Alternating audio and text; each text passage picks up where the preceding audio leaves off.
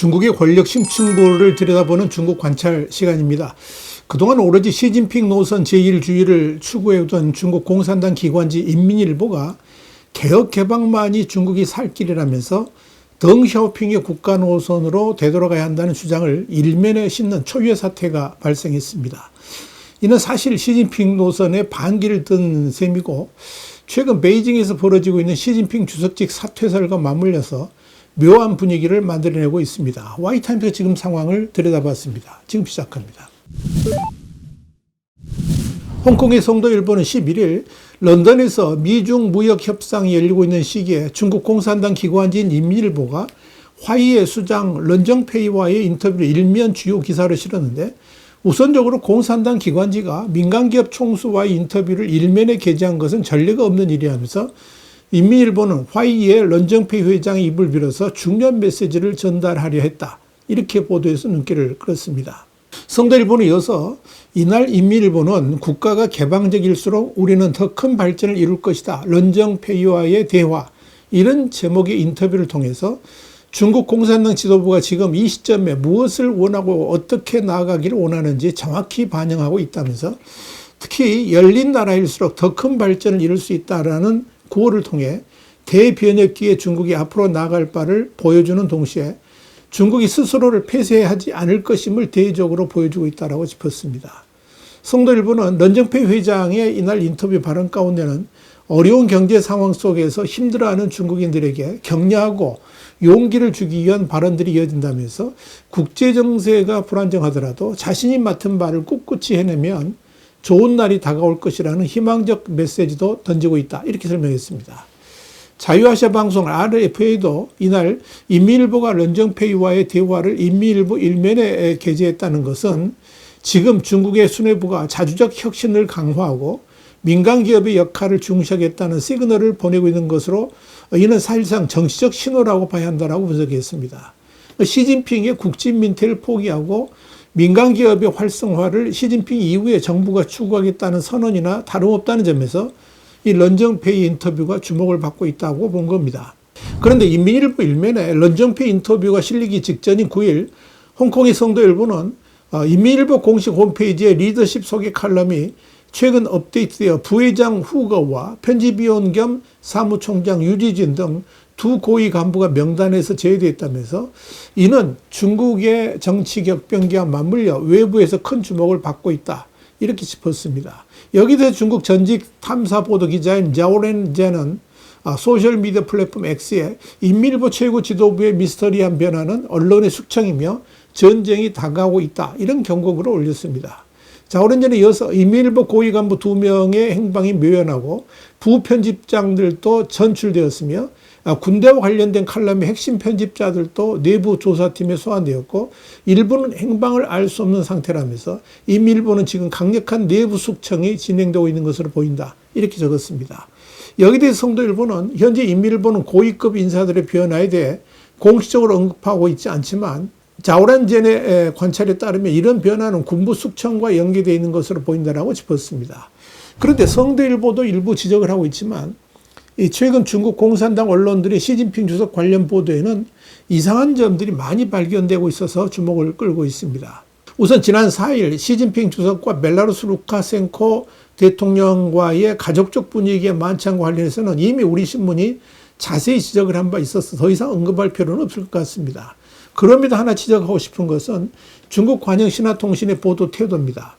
신화통신이 이날 레달락으로 구성된 아주 간략한 보도자를 통해서 시진핑 주석이 말했다, 루카센코 대통령이 말했다는 식으로 아주 형식적이고 내용도 없어 보는 이들을 어이없게 만들었습니다. 특히 신화통신 보도자료에는 루카센코가 강조했던 가족적인 모임이라든지 펑리의원과 시민저의 참석 등은 아예 언급조차도 안 했습니다. 더불어 시진핑이 루카센코를 만난 장소에 대해서도 신화통신은 전혀 언급도 하지 않았습니다. 반면 벨타는 동영상으로까지 세세하게 보여줬습니다. 심지어 시진핑의 딸 시민저가 만찬에 참석했다는 것은 아주 중요한 뉴스인데도 신화통신은 아예 입도 뻥긋 안 했습니다. 그렇다면 신화통신은 왜 그런 것일까요? 둘째, 시진핑과 트럼프 대통령 간의 전화통화와 관련된 것입니다. 중국 시간으로는 6월 5일 저녁 진행된 트럼프와 시진핑 간 통화에 대해서 신화통신은 그날 저녁 오후 8시 50분 19초에 신화통신 보도, 시진핑 주석이 트럼프 미국 대통령과 전화통화를 가졌다. 이 한 줄짜리 보도로 일보를 내보냈습니다. 그리고 3분 남짓 후인 20시 53분 45초에는 신화통신은 또다시 신화통신 6월 5일 저녁 시진핑 주석은 트럼프 미국 대통령의 요청에 따라 전화통화를 했다. 이런 짧은 보도자료를 올렸습니다. 제2보였죠. 그런데 현재 긴장된 중미 관계 속에서 시 주석과 트럼프 대통령의 전화통화는 전 세계 이목을 끄는 중요한 외교적 사건임에도 불구하고 신화통신은 너무나도 간략한 보도자료를 올린 겁니다. 그런데 신화통신의 이런 보도 태도는 그 이전과는 확연하게 달랐습니다. 사실 중국 공산당은 말이 매우 중요하다는 점을 자주 강조합니다. 특히 신화통신 같은 중국을 대표하는 기관 언론사일 경우에는 더더욱 그렇습니다. 신화통신이 사용하는 단어 하나하나에 엄청난 의미가 담겨 있을 수 있고 국익이 오갈 수도 있기 때문에 더욱더 그러합니다. 그래서 시진핑 같은 국가주석 관련 보도는 반드시 상부의 특별 허가를 받아서 게재를 합니다. 그런데 시진핑 트럼프 간 전화통화에 대한 일본은 통화 시간도 누가 누구에게 전화를 걸었는지도 명시하지 않았습니다. 또 공산당의 모든 것을 전 세계에 알리는 기관 통신사인 신화통신이 시진핑과 관련해 보도를 하면서도 심지어 국가주석이라는 호칭도 누락을 했습니다. 그냥 주석이라고 그랬죠. 주석은 중국에 수없이 많습니다. 이는 평상시라면 있을 수 없는 일입니다. 그렇다면 국가주석이라는 호칭까지 누락한 것은 단순한 실수였을까요? 아니면 의도적인 조치였을까요? 분명한 것은 결코 실수일 수가 없다는 점입니다. 신화통신은 특히 국가주석 같은 지도부 관련 보도를 할 때는 엄격한 규정과 절차를 갖춰야 하고 1차 검토, 2차 검토, 심지어 3차 검토까지 거쳐야 합니다. 그것이 원칙이기 때문이죠. 그렇다면 신화통신 보도에서 국가주석이라는 호칭이 빠졌다는 것은 편집장의 실수가 아니라 누군가의 지시에 의해서 삭제되었을 가능성이 매우 큽니다. 다시 말씀드려서 시진핑이 현재 유상을 신화통신의 보도문을 통해서 외부에 알리고자 했을 것이라는 의미입니다. 물론 신화통신의 두 번째 보도문은 좀 더 구체적으로 문구가 보완되긴 했지만 만약 제1보가 실수한 것이라면 당연히 1보는 삭제를 하고 제2보로 대체하는 것이 맞지만 신화통신은 그질 않았습니다. 다시 말씀드려서 시진핑을 국가주석으로 표기하지 않은 1보 보도문은 그대로 둔 채 2보도 역시 국가주석으로 표기하지 않았다는 겁니다. 셋째, 시진핑 주석이 미국 방문 초대를 수락했다는 내용과 관련된 겁니다. 6월 5일 오후 10시 46분 베이징 시간인데요. 트럼프 대통령은 소셜미디어 트루소셜에 시진핑 주석과의 통화 내용 일부를 올렸습니다. 트럼프는 이 글에서 시진핑 주석께서 저와 영부인을 중국 방문에 기꺼이 초대해 주셨고 저도 초대에 답례했습니다. 두 위대한 국가의 수장으로서 우리 모두는 그런 방문을 고대하고 있습니다. 라고 밝혔습니다. 트럼프는 5일에도 백악관 오벌 오피스에 참석한 모든 기자들에게 이 내용을 또다시 반복을 했습니다. 그 후 신화통신은 5일 저녁에 10시 48분 32초에 시진핑 주석과 트럼프 미국 대통령의 정상통화 내용에 대한 보도자료를 발표했습니다. 보도자료에는 시진핑 주석은 트럼프 대통령의 중국 방문을 환영한다고 말했으며 트럼프 대통령 진심으로 감사드린다고 말했다. 이 내용이 담겨 있었습니다. 하지만 트럼프가 시진핑 부부의 미국 방문을 초청했고 시 주석이 이를 수락했다는 사실은 언급되지 않았습니다. 그렇다면 신화통신은 왜 시진핑에 대한 트럼프의 미국 초청 내용과 그에 관련된 부분은 보도하지 않았을까요? 여기에 대해서는 우리 신문도 자세히 분석한 바 있지만 이미 해외에서 시진핑 주석의 실각설이 나돌고 있는 상황에서 트럼프의 미국 방문 초청에 대해 시진핑 주석이 왈가왈부했다는 것 자체가 아무런 의미가 없기 때문에 의도적으로 삭제했을 가능성이 큽니다.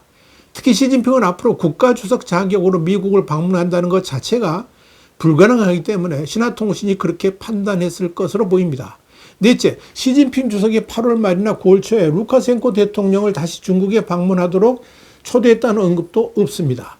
벨라루스 통신은 6월 4일 베이징에서 시진핑 주석이 알렉산드르 루카센코 벨라루스 대통령과 그의 대표단에게 8월 말 텐진에서 상하이 협력기구 정상회의를 개최하고 9월 3일에는 세계 반파시스트 전쟁 승리를 엄숙히 기념하는 군사 퍼레이드를 개최할 것이라면서 진심으로 여러분을 초대하고 만나 뵙기를 기대한다고 말했다. 이렇게 보도했습니다. 그러나 신화통신의 보도에는 시진핑 주석이 루카셴코를 8월과 9월에 텐진과 베이징으로 초대해서 이 두 가지 주요 행사에 참석하도록 했다는 언급이 없었습니다. 그렇다면 신화통신은 왜 루카셴코에 대한 시진핑의 진심 어린 초대를 언급하지 않았을까요?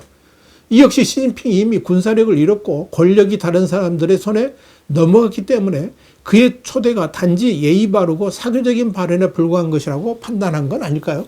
흥미로운 점은 벨타의 보도자료에는 시진핑 주석의 진심 어린 초대에 대해서만 언급했을 뿐 루카셴코가 초대를 기꺼이 수락했으며 곧 다시 만나길 기대한다. 이 내용은 언급하지 않았다는 점입니다. 이 역시 흥미로운 점입니다. 다섯째, 시진핑 주석의 전직 군부 최고 신복이었던 쉬치량의 장례식을 둘러싼 의구심입니다.